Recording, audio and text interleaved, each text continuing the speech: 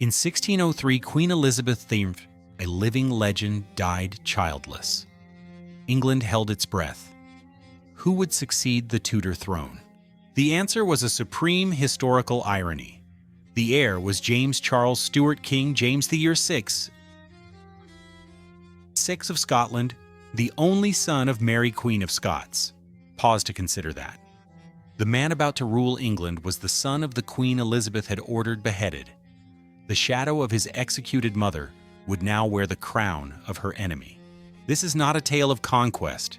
It's the story of the strangest succession of a man dubbed the wisest fool in Christendom. A scholar king who wrote books on demons and theology, but lacked the political finesse to govern his new subjects. He created the Union Jack, authorized the most influential Bible translation in history, and survived one of the most audacious terrorist plots ever conceived. But he also sowed the toxic seeds that would lead his own son to the scaffold. James's life began in chaos and blood. His mother, Mary Queen of Scots, was embroiled in scandalous affairs and rebellions. His father, Lord Darnley, was mysteriously murdered when James was less than a year old. The mother he never truly knew was forced to abdicate. James became King of Scotland at just 13 months old. His childhood was no royal idyll. It was a fight for survival. He wasn't raised by his mother, but by harsh Scottish lords who had overthrown her.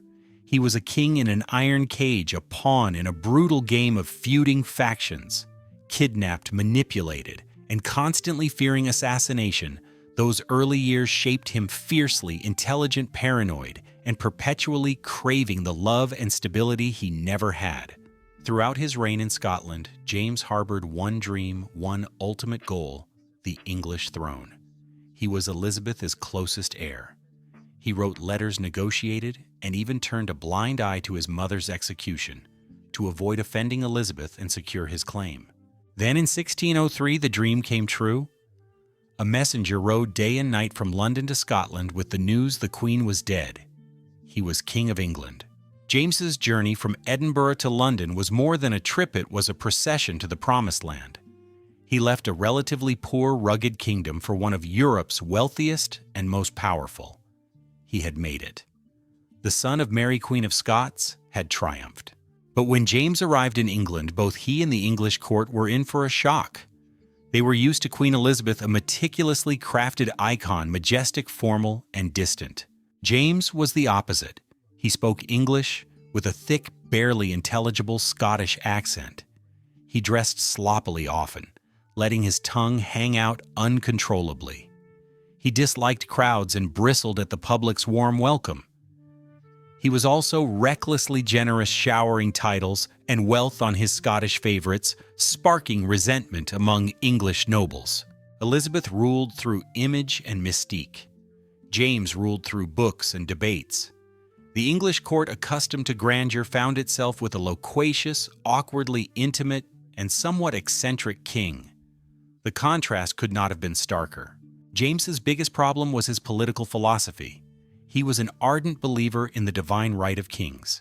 He held that kings were chosen by God and answered only to God, not to their people or parliament.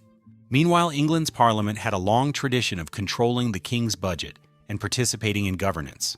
Conflict was inevitable. James saw Parliament as a quarrelsome group of merchants, while Parliament viewed James as a profligate, autocratic foreigner. Their incessant clashes over money and power planted seeds of mistrust that would explode under his son's reign. James had survived political plots in Scotland, but now he faced a new threat, one from below, with fire and gunpowder. If you want to know how this scholar king confronted one of history's most infamous terrorist plots, subscribe and turn on notifications. The story of the gunpowder plot will change how you see James's reign. November 5th, 1605. One of the most fateful days in English history. A group of radical Catholics led by Robert Catesby planned a horrific act of terrorism to blow up the Houses of Parliament during the state opening, killing the king, his family, and England's entire Protestant elite. Their plan nearly succeeded.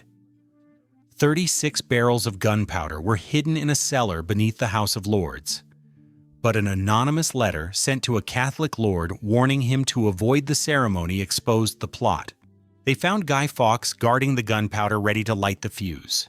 For James, the gunpowder plot confirmed his worst paranoid fears. It proved that God's enemies were indeed hunting him, but it also reinforced his belief that God had miraculously protected and saved him. The event shaped the rest of his reign, hardening his stance against Catholics and deepening his conviction in his divine mission.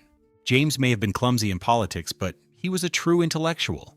His most enduring legacy was not a war or treaty, but a book, the King James Bible. To heal divisions in the Church of England, James commissioned a new Bible translation. The result was a masterpiece of literature and theology, its eloquent and poetic language shaping modern English and becoming the most widely read book in history. But James's intellect had a darker side. He was obsessed with witchcraft and wrote a book called Demonology, a treatise on demonology that fueled brutal witch hunts in Scotland. He was a man of words, but also of fire. James's personal life was a constant source of scandal. He had a wife, Anne of Denmark, and children with her, but he showed intense public affection for a series of handsome male courtiers. The most notorious was George Villiers, whom James elevated from a minor noble to the powerful Duke of Buckingham. James called him Steenie and wrote affectionate letters signing them as "thy dear dad and husband." He once declared Christ had his John, and I have my George. This relationship sparked outrage. It wasn't just a moral issue. Buckingham used his influence to enrich himself and his family, fueling corruption and deep resentment among nobles who felt displaced by a mere favorite. When James III died in 1625, he left a contradictory legacy. His successes were undeniable. He successfully united the crowns of Scotland and England, laying the foundation for Great Britain. He maintained peace for much of his reign, a remarkable feat after the Tudor Wars, and he gave the world the King James Bible. But his failures were fateful. His absolute belief in divine right, his financial mismanagement, his reliance on scandalous favorites, and his constant clashes with Parliament created a deep rift between king and subjects. He left his son, Charles I, an unstable throne and a political time bomb. James I was one of England's most complex kings. He was no warrior or majestic icon. He was a scholar, a survivor, a perpetual outsider even at the height of power. He was the father of Great Britain. But unwittingly, he was also the father of a revolution that would devour his son.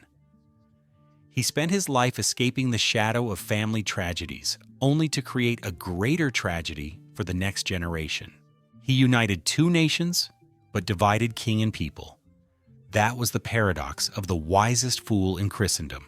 To see how the seeds of conflict sown by James III grew into a bloody civil war, you must watch the story of his doomed son Charles I, the king brought to the scaffold by his own people.